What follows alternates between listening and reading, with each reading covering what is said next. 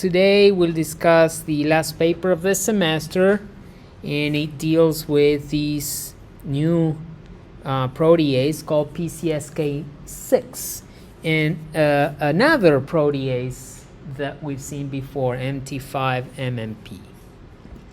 So the paper is titled PCSK6 exacerbates Alzheimer's disease pathogenesis by promoting MT5-MMP maturation. And let me tell you right now that I think the data support the first half of this title pretty well. I'm not sure about the second half, but we'll discuss it together.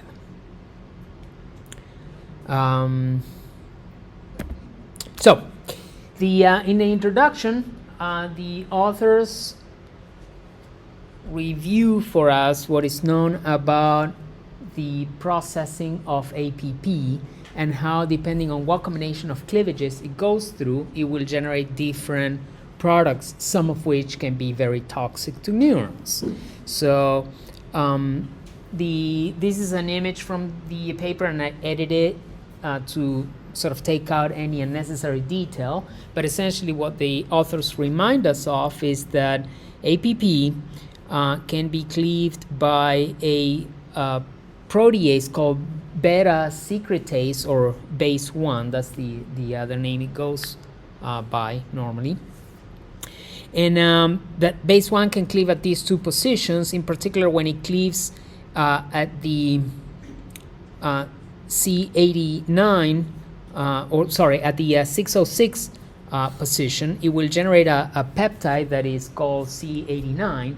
And if that peptide is further processed by this other protease called the gamma secretase complex at either 636 or 638, that will generate the famous toxic beta amyloid peptides, A beta 40 and 42, right? Beta secretase can cleave at other positions, generating other peptides that are not as toxic. But the issue with Alzheimer's disease is that as the disease progresses, there is more and more of these truncations that give rise to the toxic peptides and consequently the formation of the oligomers and the plaques, right?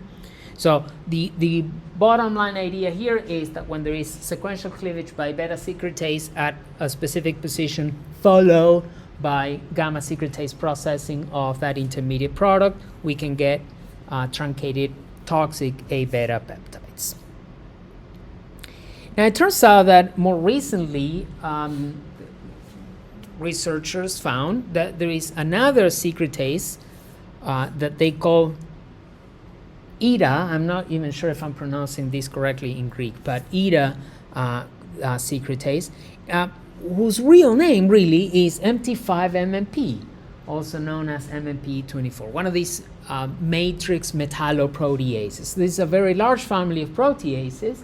This protease is not necessarily in the extracellular matrix, so it just inherited the name of matrix metalloprotease simply because the older members of this family were found in extracellular matrices. But this MT5-MMP was identified as a new APP protease, ETA secretase, that generates a slightly different peptide that can then be processed by either alpha or beta secretase to generate these new A peptides. In this case, it wouldn't be A beta peptides, it would be A eta peptides, either A eta alpha or A eta beta. Right? You'll appreciate in a couple of slides why this matters from the point of view of what the authors did in this paper. But then we'll bring back these A, eta, alpha, and beta peptides towards the end, because what the introduction doesn't make clear, and the paper doesn't make clear either, is what the biological role of these things might be.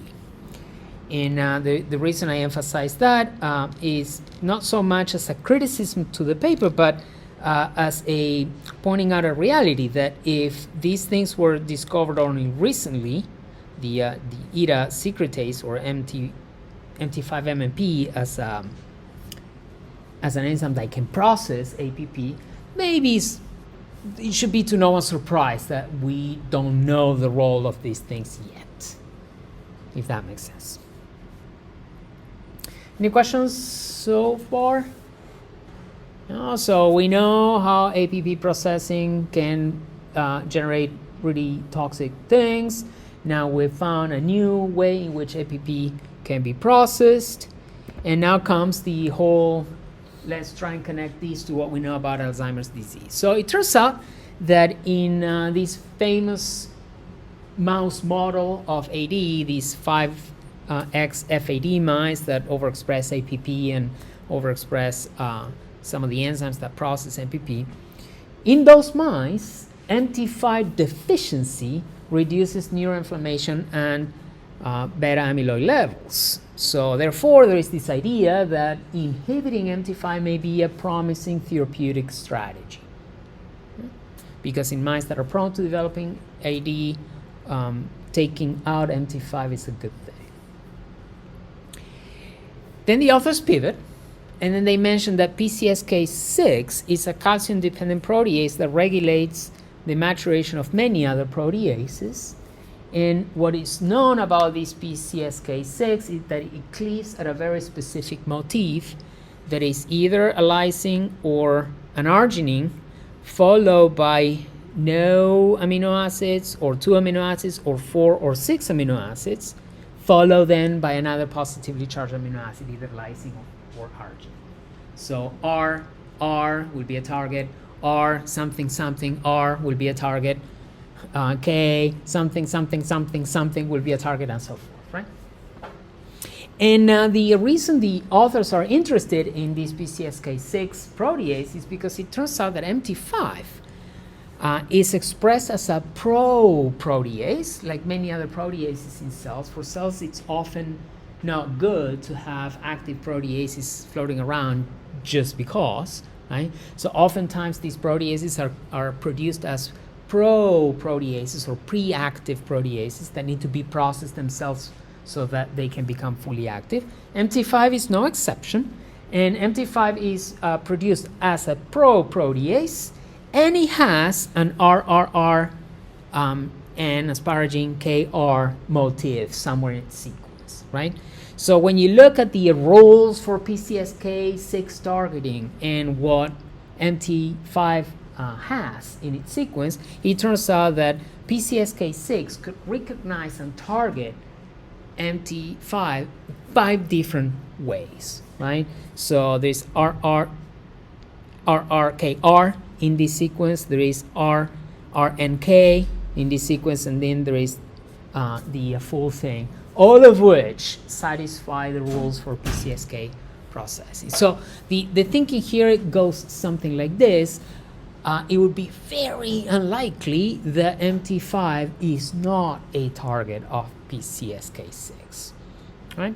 So putting two and two together, since the pro-protease of MT5 contains the recognition motif for PCSK6, the authors speculate that PCSK6 may accelerate the process of AD by promoting the maturation of MT5. So once again, in mouse studies, taking out MT5 was good for those mice because it delayed AD.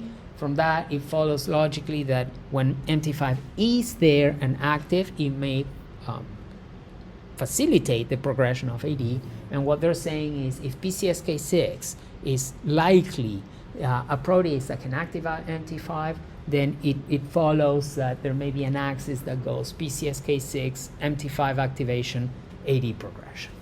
So, as usual, to start sort of supporting the reason for their work and the project, the authors wanted to establish some sort of connection between PCSK6 and Alzheimer's. So in a way, we're going from what they envision as the initial step in this process and the very last outcome of this process, and they see if they are at least correlated, right? Because if their driving hypothesis is true, then you would expect that there is some sort of positive correlation between PCSK6 and AD progression. And they take the usual approaches. They've been pretty thorough, I must say, in my opinion, because what they did is they did the usual. They went for samples, real patient samples from either control or AD patients, and they looked at levels of PCSK6, and there is an increase in AD patient here, clearly one here, somewhat noticeable increase here, and another one there, right? So in all cases, there is a little bit more PCSK6 in the AD patients than in control individuals. So that checks. Then the other approach they took was to take wild-type mice or the APP23PS45 mice. They're one of the many Alzheimer's mouse models that are out there.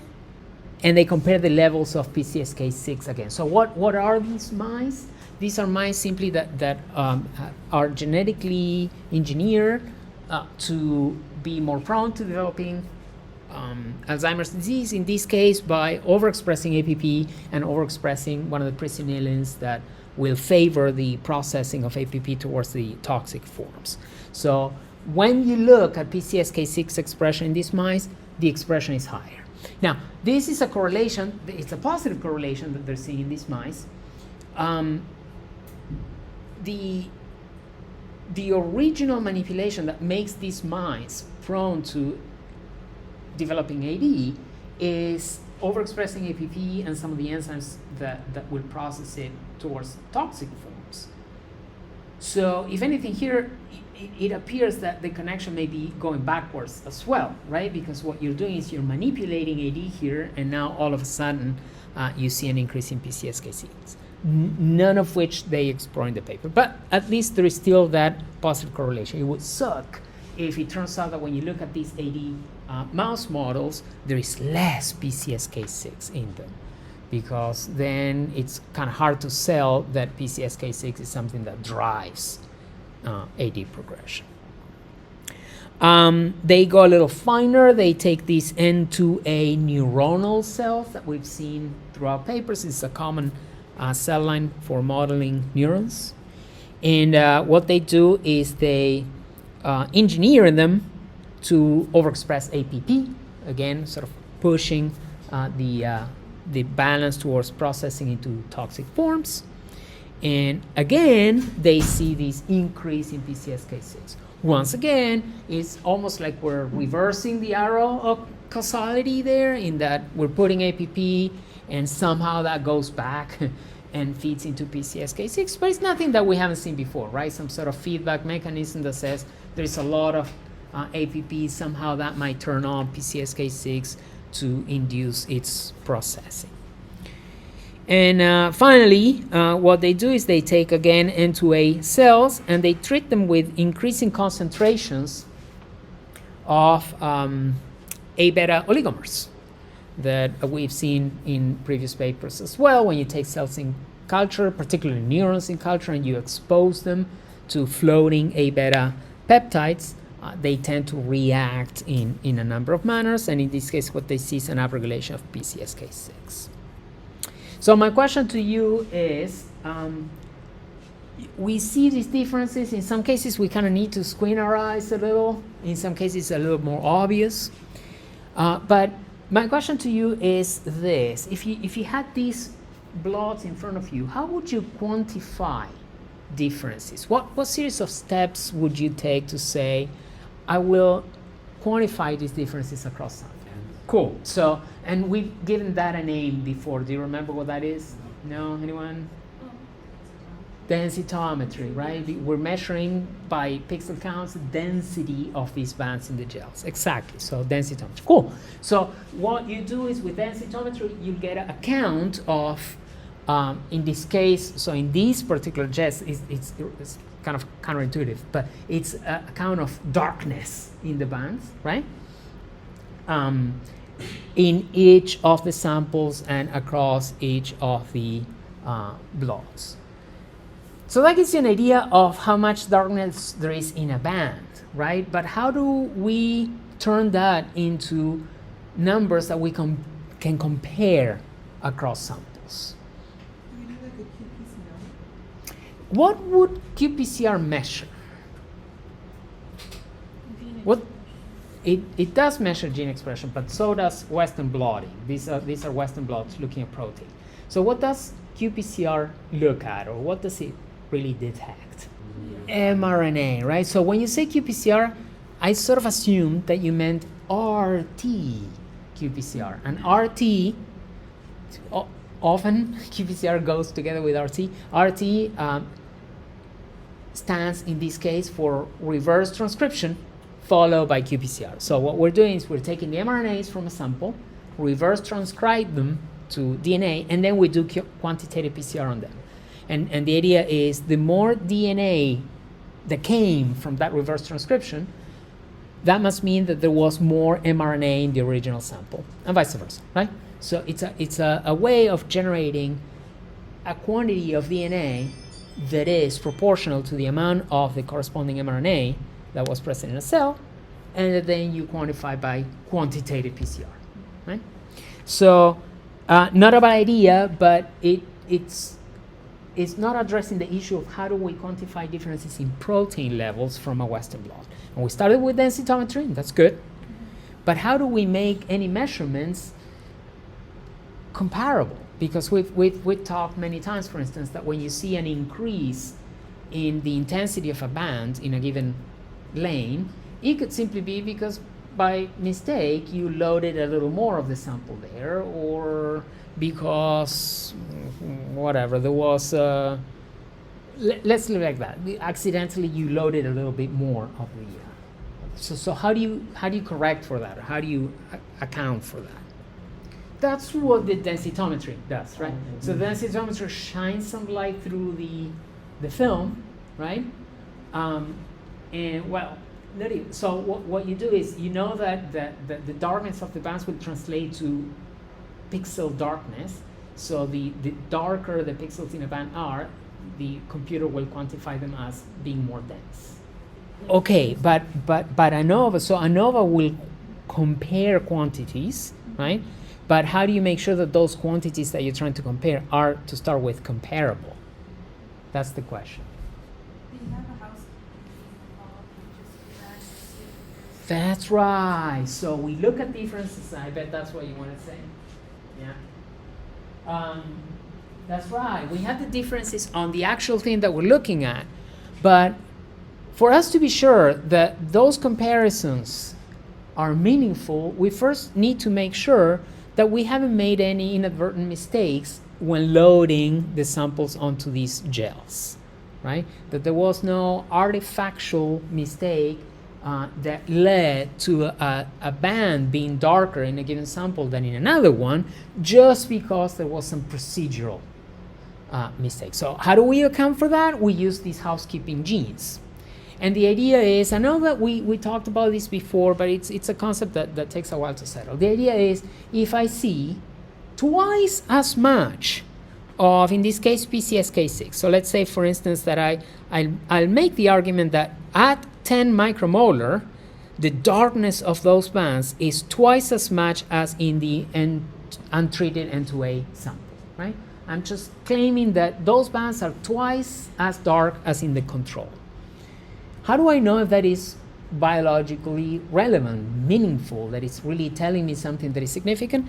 I compare the amounts of an unrelated housekeeping gene that I know is going to be expressed at similar levels no matter what. And in this case, as so often happens, the authors chose to do GAPDH, which is one of these metabolic enzymes that are expressed by all cells, all times, all levels, or rather equal levels no matter what, right? And the thinking behind that is, if I happen to see that the protein that I expect to be at the same level no matter what is twice as abundant, then that's an indication that it's not like this sample expresses twice as much PCSK6. It's simply that by mistake we loaded twice as much sample in this gel, right? So it doesn't appear to be the case. If anything, one might even argue that there is a little less GAPDH in that 10 micromolar sample than in the control. So the classic approach that we take is we calculate a ratio between the experimental sample and the control for our protein of interest, in this case PCSK6, and we normalize that to the same ratio for housekeeping gene. Let me see if I can write it here on the I should be able to. So the idea here is we would do PCSK6 for the 10 micromolar divided by PCSK6 for the control, and all of that will be normalized by the same ratio but for GAP-DH. GAP-DH for the 10 divided by GAP-DH for the control. If, based on what our eyes seem to tell us, this ratio when it comes to PCSK6 is about 2, for argument's sake, we're saying that this band here is twice as dark as this one here, and we're arguing that this other band down here is not twice as dark, it's kind of similar or even less, let's say 0.9, then this thing will give us a little over 2.2 or something like that. Right? And now, having done those normalizations to a housekeeping gene, then we can say now we feel a little more confident comparing these relative amounts of PCSK6 across the treatments. So that's sort of the overall approach. And that's what the authors did. So they look at PCSK6 levels, and I'm talking about this last plot here, right? The bar graph on the right corresponds to that last plot. So PCSK6 levels relative to N2A, right? And what they find is that at lower doses of the A beta oligos that were thrown onto these cells, so at these lower doses, there doesn't seem to be a significant difference with controls, but when we hit the 10 micromolar and 20 micromolar, there is a significant increase in the amount of PCSK6 expressed. Based on what we just discussed, how would you quantify differences across samples in the very first plot, the one with the patient samples?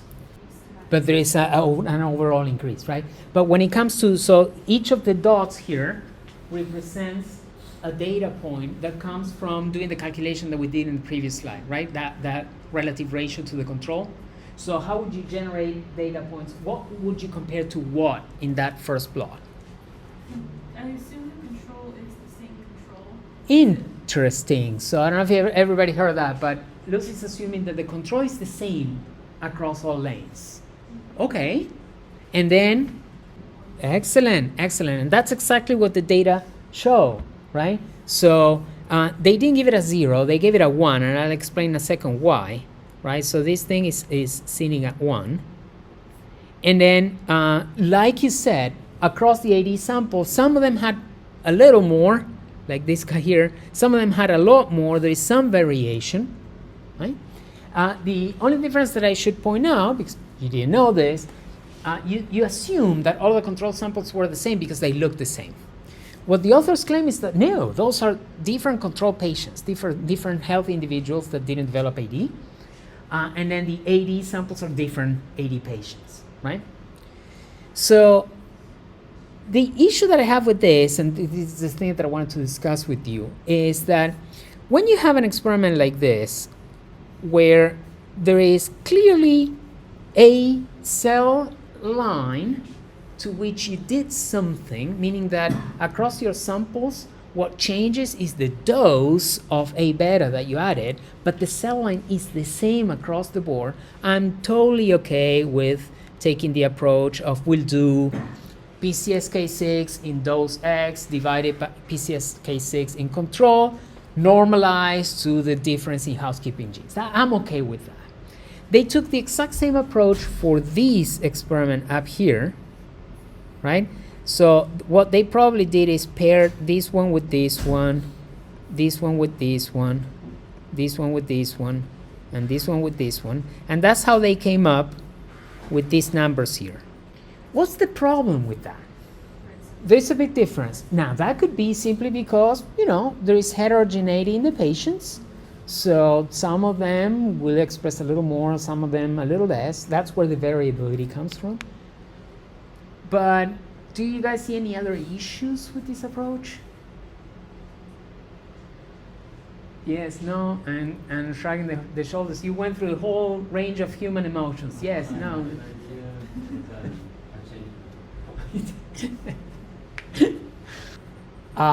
May I steer your thinking by going back to this example down here and saying that down here what changed was the dosage of the drug, the treatment changed, but then there was that thing that was common to all, which was the cell line. It's the same cells, treated to different manipulations, but it's the same cells. How is that different for the example up here? You're absolutely right, but the reasons why would it be quote unquote wrong to say a control and an AD patient is, let me say, and this is going to give it away.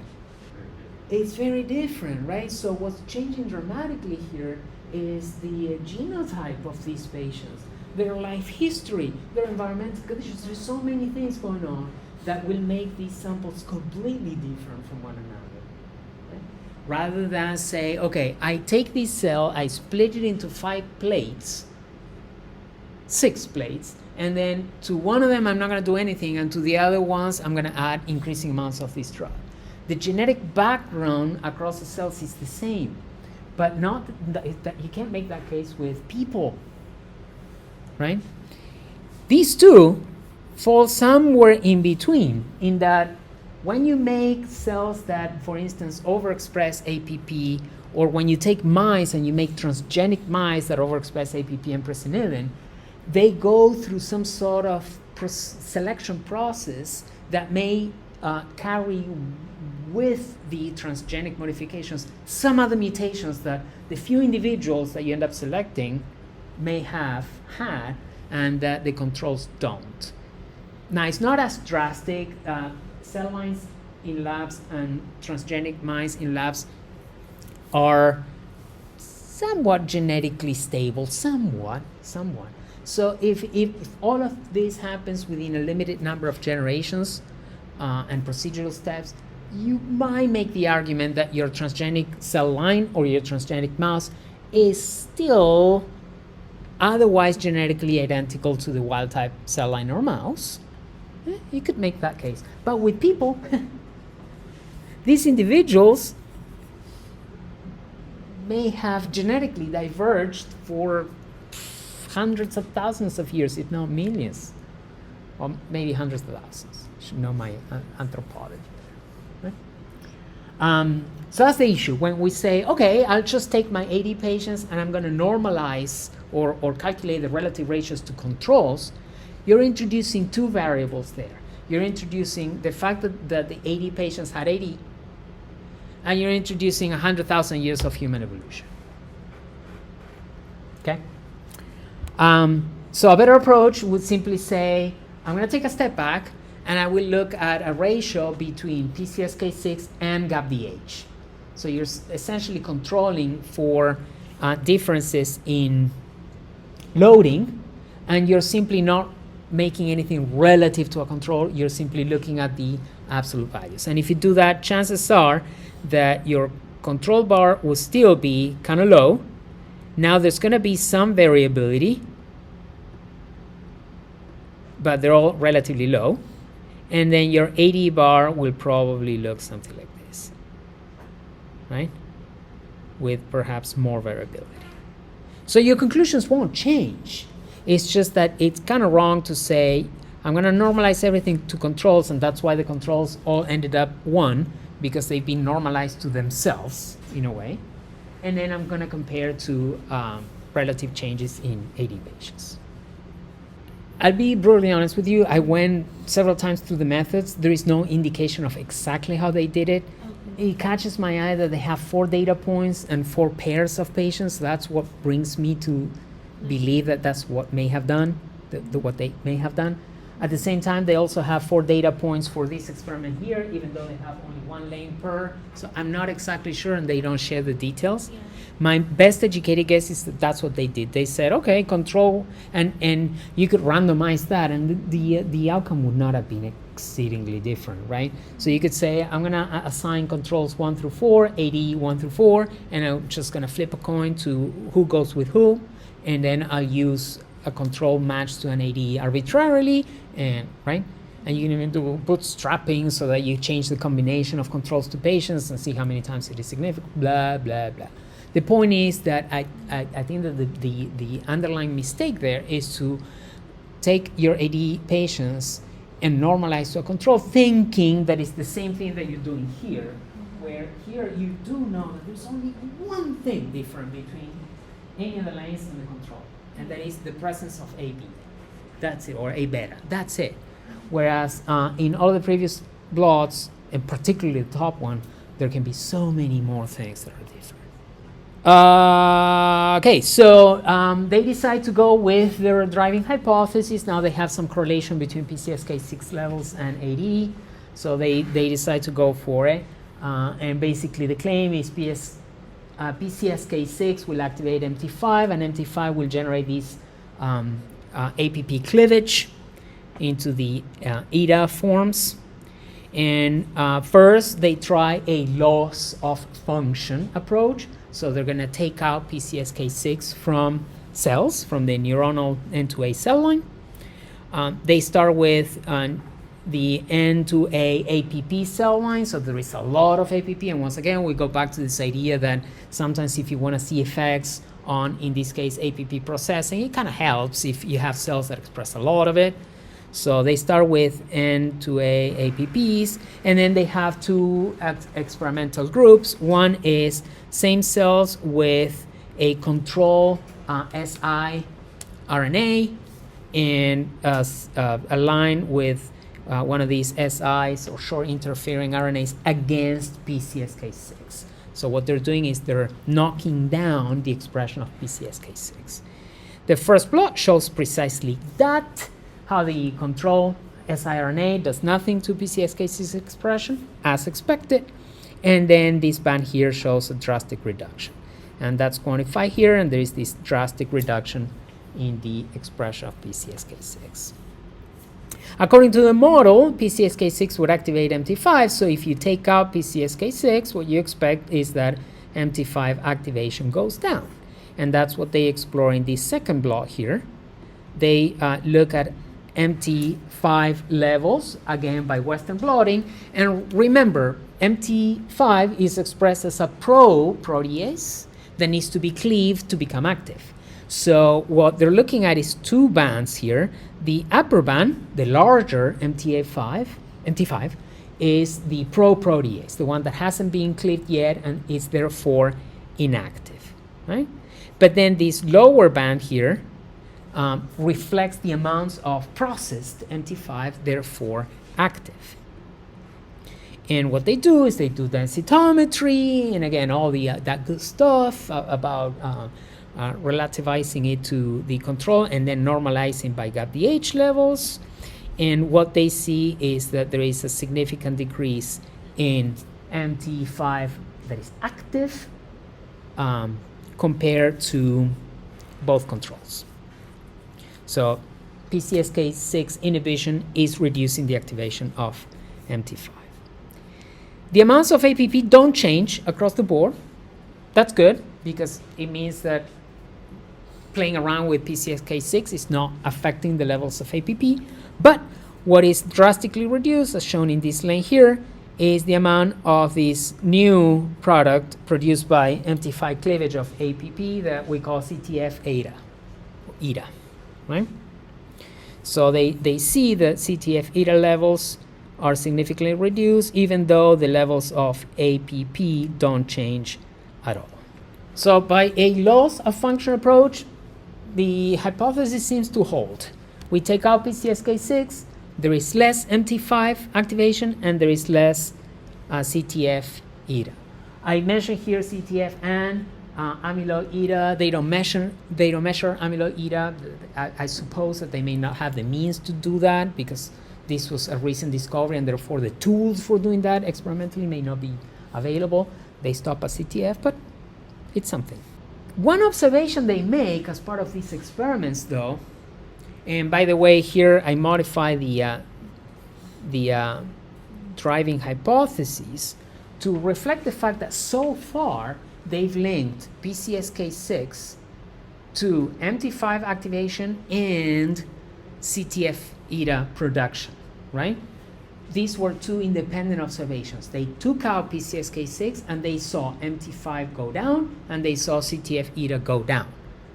But we don't have enough evidence yet to create a pathway that says PCSK6 activates MT5, and it is through MT5 activation that we get more CTF-eta.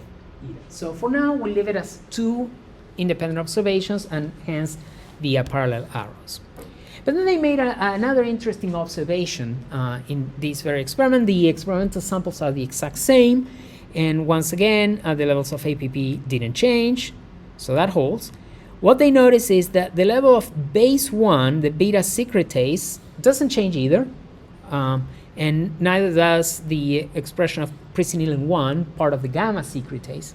And yet, they detected that there was, through our eyes, you kind of have to squint your eyes, but through quantification, they claim that there is a significant decrease in the levels of CDF beta, right?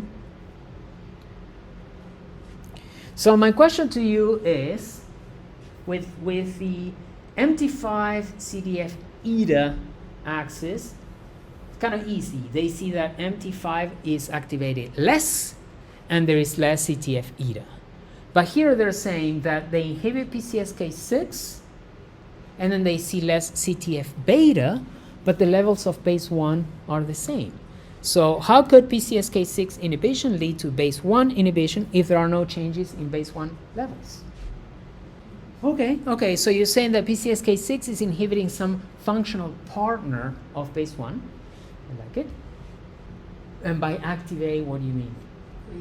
Cleaves it, right? Or somehow indirectly leads to other things that base 1 may need to become active, phosphorylation, methylation. So everything that you just described is the observation. What we're looking for here is an explanation. Like you said, we know that PCSK6 is expected to regulate MT5 because of that RRR, NKR domain and whatnot. We don't know anything about base 1 regulation, but these might indicate, based on what Ososi and Josh were saying, maybe it's regulating functional partners or the activity of the enzyme itself. Oh, okay, so that what it is somehow directly inhibiting the product of base 1 activity, not base 1 activity itself. Interesting. Hard sell though, but interesting. So the argument here is base 1 may be producing CTF beta at a regular rate, but somehow taking out PCSK6 is making that CTF beta less stable, metabolize faster. So it's not like the activity of base 1 is being affected, it's that the product is being disposed of faster, degraded. Interesting. See, each of these would be an experiment that you could do in the lab to try and address this question. For now, they didn't care. And but they communicated it. So they're saying somehow base 1, either activity or partners or something is going on that CTF beta levels are downregulated significantly as well. Okay, cool. So we mentioned all of the loss of function experiments or that particular loss of function experiment. How about a gain of function? So to test the connection between PCSK6 and MT5, they took the complementary approach, the gain of function approach. And that is, if it is true that PCSK6 can activate MT5, let's put a lot of PCSK6 in the cells and see if we get more MT5 activation. And they did, and by Western blotted, you can see these are N2A plus nothing. They call those N2A plus controls.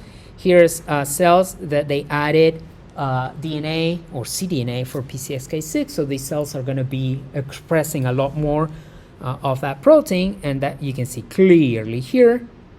And they did that, they show us 2 technical replicates of this just to show that the observation is reproducible, right? And in both cases, they look at MT5 protein, and once again, what they're mostly concentrating on is the lower band that reflects the active form, and in the first case, it's pretty obvious that there is an increase. In the second case, I suppose, you probably have to squint your eyes, but once again, they do the densitometries and the quantification, and they show, more importantly, that the forced expression of PCSK6 in these cells induces a significant upregulation of active MT5. A question for you: what's missing here? What could a tough reviewer could have asked for here? They're showing us that putting a lot of PCSK6 in the cells seemingly activates MT5. But what would a tough reviewer say? Well, okay, well, but I'd like to see what? The increased CTF. Correct, yeah. So why not, just like you had the antibodies, why not go that little extra mile and show that there is also a significant increase in CTF-eta? They didn't do that. Okay, so, but content with the evidence so far, they feel encouraged that the data support the idea that PCSK6 activates MT5. The question for them became, is it directly through targeting that RRR and KR sequence, or is it through some sort of indirect mechanism? So if you were charged with that problem, how would you tackle it? How would you try and see if it is through proteolytic cleavage that PCSK6 is activating MT5? So you said mutation, and I agree, but what would you mutate? RRR and K, right? Yeah. The RRR and K. Excellent. So you mutated that sequence, and now you expect what? What will happen if it is true that PCSK6 is cleaving MT5 at that sequence, right? What would you expect when you mutate that sequence? That it doesn't cleave it, right? That it doesn't cleave it. So what would that experiment look like? How would you design your experiment? In simple terms, I take my cells, I put this, I then put that, and then I measure this. Do this, you mean? But if it's not direct, so I think you're both saying the same. So let's do that Western blot. Let's check by Western blot, and let's check levels of activated MT5, right, by looking at the truncated form. That connects PCSK6 existence and levels to MT5 activation. But what would you look for if you want to say that it's direct, that it is PCSK6 going and attacking MT5? What kind of experiment would you go for? What would you like to see is happening to make the claim it's direct? It's not through some other protease and another protease and some other protease. It's direct. Excellent. Make an environment where you could have these two only and see if the cleavage happens. What do we call those? We call those in vitro assays, right? Where you take one component of your reaction, the other component of the reaction, put them in a tube, and see if they react with one another. That's an approach. What might be another approach? So the author's reasoning was, if this is direct, at the very least we should see them interact with one another, right? So the approach they took was one of these famous co-IPs. We've talked about this before. We haven't really gone through an example in much detail. So the idea here is you take your cells, right, and you put in them, in this case they did it for technical reasons, you put in them a PCSK6 that is bound to a special epitope that we call a flag, and you put in some MT5 that is hooked to an epitope that we call HA. These epitopes are just little peptide pieces that we can use as handles for them binding antibodies to them and sort of pulling them apart from everything else in those cells. So the way that this co-IP worked was they had both of these things expressed in cells. They let the cells do their cell stuff, and a little later they came in and they did an IP for that flag epitope. what they're going to be doing then is bring down any PCSK6 that was present in those cells. And then they do a Western blot for the HA signal. Essentially what they're saying is I bring down my PCSK6 with the antibody, and then I ask the question, how much MT5 came down with it? And when they did that, they see plenty of the regular MT5 coming down, but then they see a lot less of MT5 if that MT5 had mutations in that RRR-MKR motif. Those last three lanes represent mutations of MT5 at the 128, 123, 124, 125, or all three positions, in which they changed the R's for A's, for adenines. So in some way, what Lara was suggesting, right? That we mutate that site and we see that now there is less activation. In this case, they didn't go for the activation, they went for the interaction. What you see on the right panel is the counterpart, the mirror experiment. They IP'd for HA. That means they brought down MT5, and then they asked how much PCSK6 was coming down with it. And again, when MT5 is wild type, there is a lot of PCSK6 coming down with it. When the MT5 is mutant, it's not like there is none, but there is a lot less coming down.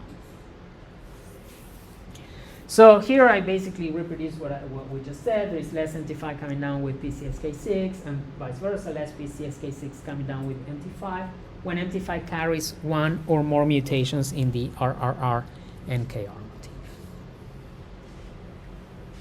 If you were a devil's advocate and you're like really harsh with your own results, and you see these results, what alternative explanation could there be for, I see a lot less PCSK6 coming down with MT5, and I see a lot less MT5 coming down with PCSK6?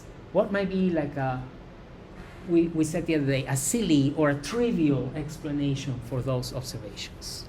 Okay, so like some sort of, but that by chance you came across a sample, when you say a sample like a plate or? Yeah, like because they're still within a cell.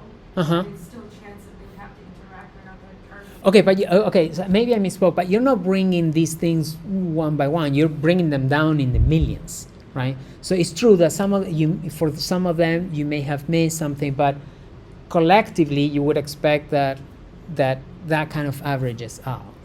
So what could I bring down MT5 and there is a lot less PCSK6 coming down? One possibility is, oh, they're interacting less. That's why. What might be another possibility? Thoughts, anyone? Nah? All right. A common one, so much that you'll see it in paper after paper after paper, we've seen them in previous papers, we didn't really pay too much attention to it, is the trivial or silly reason that maybe there was just less PCSK6 in those cells. And vice versa. Maybe less MT5 is coming down with PCSK6 because there was just less MT5. It has nothing to do with how much they interact. There was just less to interact with. So you will see that anytime that there is a co-IP experiment, more often than not, and the same applies to other things that look at interactions between molecules in cells. So for instance, an idea that comes to mind is when you have, for instance, one of those experiments that measures binding of a protein to DNA and things like those. One common thing that you see is the famous input blot. And what that does is it basically says, no, you know what? All the samples were expressing the same amount of PCSK6 and MT5 across the board, right? You could perhaps make the argument that there was a little less in that last lane, but when it comes to, for instance, MT5, it's clear that all the samples were expressing the same. So that takes away the concern that any differences that you see in things coming down with another protein is due to differences in the original amount of that thing in the sample. What this plot says is, no, MT5 was expressed at the same level across all the samples, and yet I see a lot less coming down with PCSK6, right? And I also know that PCSK6 was expressed at the same level across the sample. So the fact that less PCSK6 is coming down probably reflects a lack of interaction. So, okay, let's say that PCSK6 does bind and presumably activate MT5. That's supported by the fact that when we take out that RRR MKR motif, the interaction seems a lot less. They didn't show us data about CTF eta formation, but we'll go with this for now. So let's say that, yes, we've established that PCSK6 activates MT5. How do we know? Now we go to the formation of the pathway. How do we know that it is MT5's activation that is responsible for this connection here, for the increase in CTF eta in response to PCSK6? What experiment can you design to support the idea that it is through MT5 that this happens? Take out the middleman, right? So that's the approach that we've seen over and over.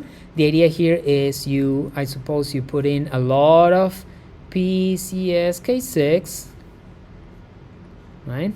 But then you inhibit, mutate, knock out, knock down, you do something to MT5, and what you want to see now is that even though this connection may have at some point existed, now without MT5, there is no CTF formation or CTF eta formation, right? So this is the approach that we've favored throughout the semester, but it wasn't the only one. What other approach can you take to support this idea? Because spoiler alert, they didn't do this.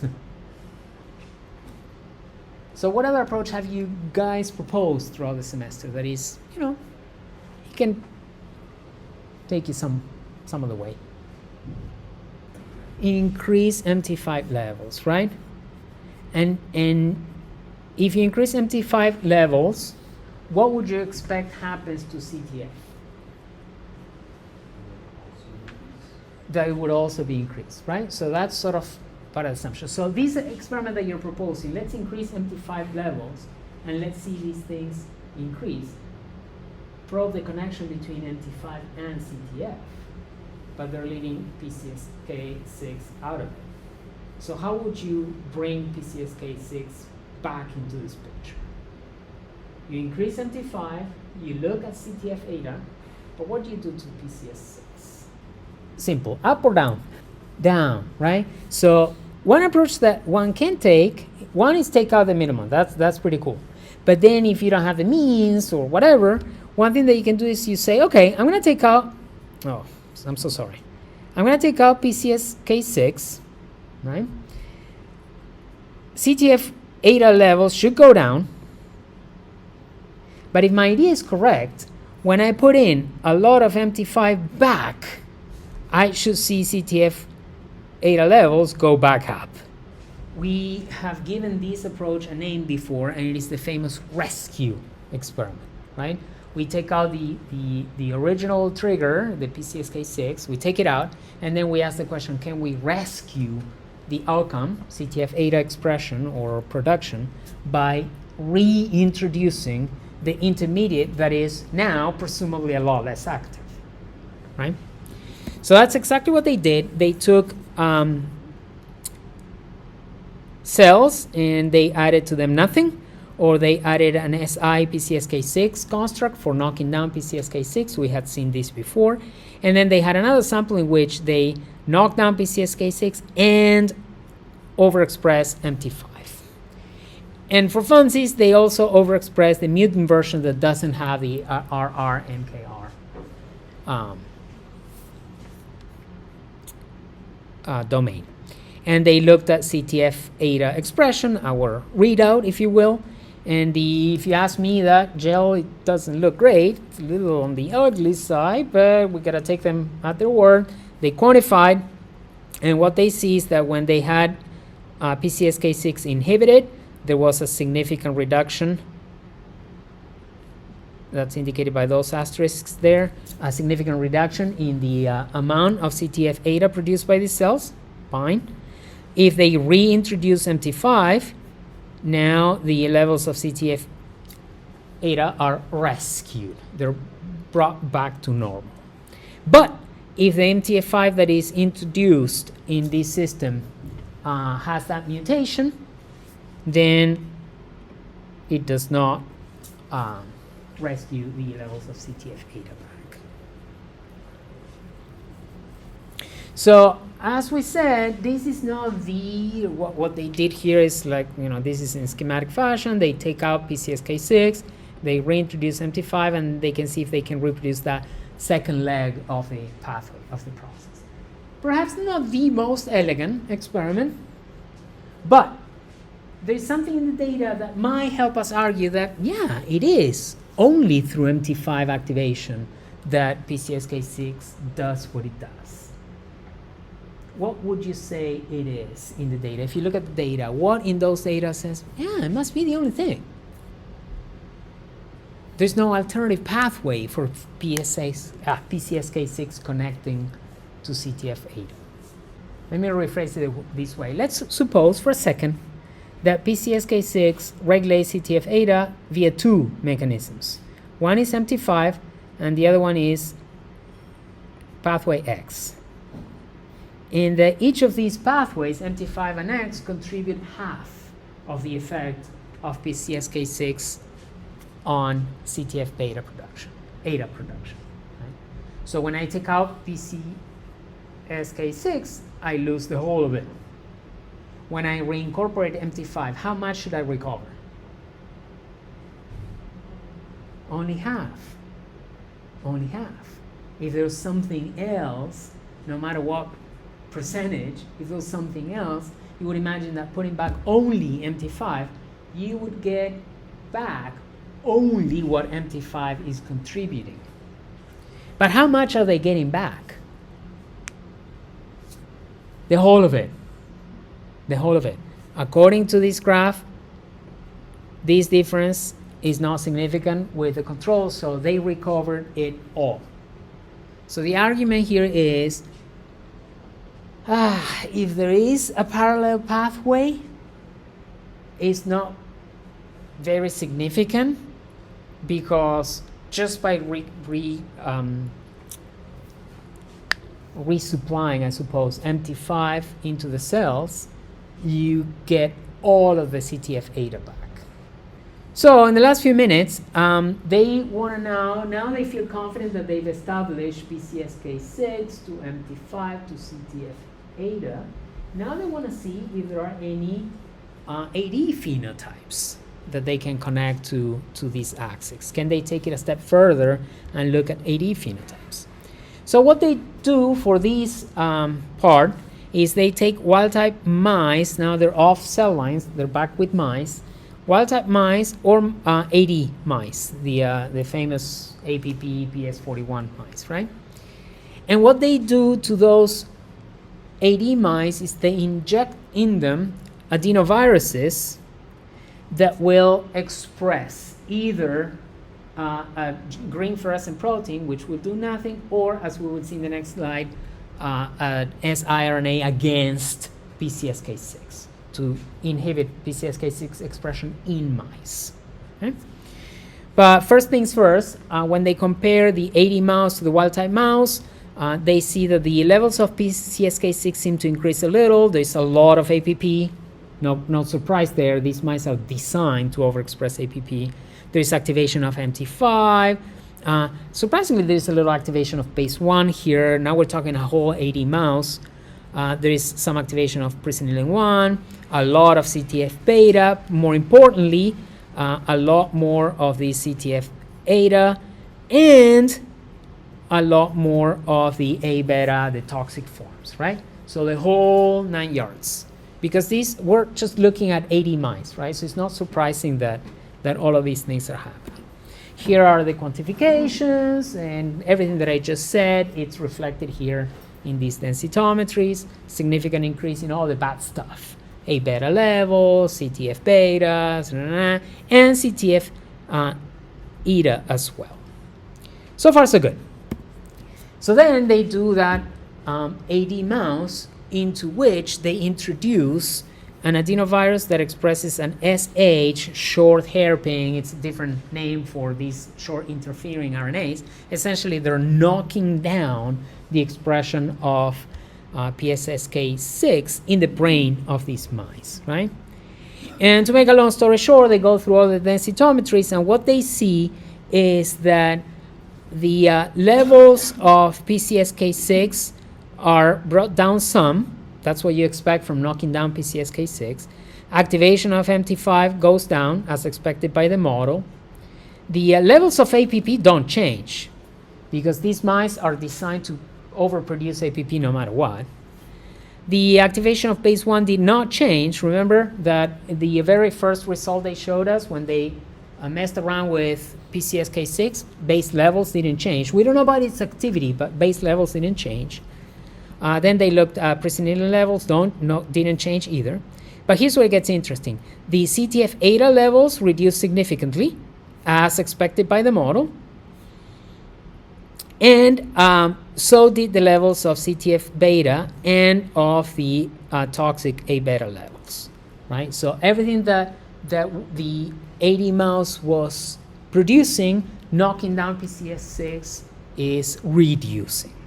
Now, all of this is nice, but what about true AD phenotypes? So in the very last slide for today, they show us A-beta plaques. And in a wild-type mouse, there's almost no plaques to be found. In an AD mouse that is injected with a control adenovirus, plenty of plaques all around the brain, right? And then in the AD mouse injected with the short hairpin against PCSK6, fewer plaques. And they quantify that, and there is a significant drop in the number of plaques. So with this, the authors are claiming reducing PCSK6 activity is leading to a reduction in MT5 activity, a reduction in CTF-eta levels, and a decrease in AD phenotypes, in this particular case, plaque formation. I said this is the last figure. This is the last figure that I'll show today. The paper has a last figure in which they go for all the behavioral tests, and these mice with inhibited PCSK6 remember better, find their way around better, all of this stuff with cognitive stuff. My question to you, and it may be sort of an afterthought, but what do you think? Is there an alternative explanation for the data? Do you think that the data support the entire path, or do you think that there may be an alternative explanation for it? In other words, are MT5 and CTF-eta the only things that are changing in these mice? I was really excited about the paper until this image here that shows, and let me change color real quick, that shows a significant decrease in A-beta levels. And, well, CTF-beta, suppose they don't matter as much, but they're the precursor for the toxic A-beta. So it may have nothing to do with CTF-eta and A-beta peptides. It could all be explained by this. How would you not have a reduction in A-beta plaques if you have a reduction in A-beta peptides, right? So what I think is interesting is they may still be connecting PCSK6 somehow to A-beta production, and that can connect to AD phenotypes. So these part may still be exciting and interesting, but I think it kind of reduces the excitement about this other ADA stuff, because it didn't really matter. They inhibited PCSK6 and they touched on A-beta levels.